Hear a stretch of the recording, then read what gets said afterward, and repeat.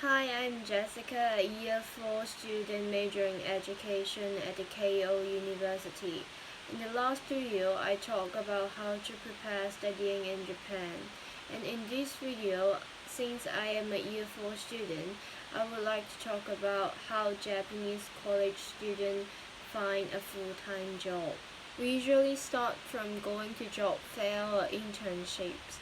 Job fairs for Year 3 students will be held every year, and hundreds of companies attend for every job fair.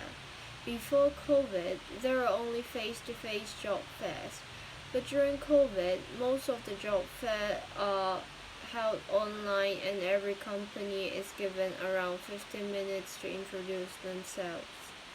For internship, actually, it is more likely a workshop for knowing about the company and the career. We usually require to do group work, and companies observe participants' ability and personality through internship and invite students they want to hire to proceed to the next selection. Japan has its own custom that companies hire new graduates all at once, which we call it simultaneous recruiting of new graduates. Rules of simultaneous recruiting of new graduates enacted by Japan Business Federation until 2020. According to the Japan Business Federation, information about recruiting process can only be opened after the 1st of March, which is almost 1 year before students' graduation. And the recruiting process should start from June. The schedule remained unchanged after the Japanese government has taken the leadership in 2021. However, since those rules have no legal effect and without penalty, companies are not following the schedule. Recruiting process usually start at March and the offer of employment will mostly given in June.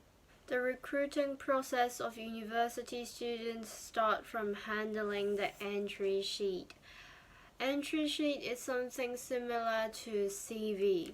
Usually requires students to write about the strengths and their weakness and what have they done within time spending in the college. Sometimes it also includes original questions from the company. For example, what failure have you faced within a relationship, or tell me your story about not giving up your goal. From these questions, we can see that Japanese companies are more focusing on personality rather than practical skill during the process of hiring fresh graduates.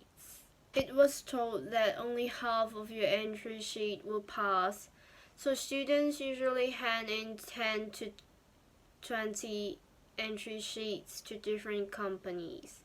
The second step of the process, if your entry sheet has passed, would be taking the SPI exam. The SPI exam includes secondary level of mathematics, Japanese, and English. SPI is not the only exam used by the company, but it is the most common one. Finally, you can have your interviews if you have luckily passed above 2 phases, but mostly there are 3 types of interviews by different people. You can only get your offer after passing all the steps. My thought is that the whole process is really exhausting and stressful because multiple tasks have to be done within a really tight schedule, and we have to face a lot of failure during a short time, but we have no time to be upset.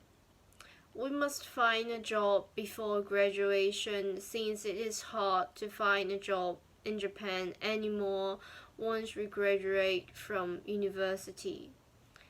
However, there are still some advantages. For example, practical skills are not required during the process of recruiting, and 80% of college students are able to get an offer of employment. No matter what, Japan has a very unique employment system which different from all over the world. Therefore, students who want to get a full-time job in Japan have to be careful and better start to plan their career in the early stage.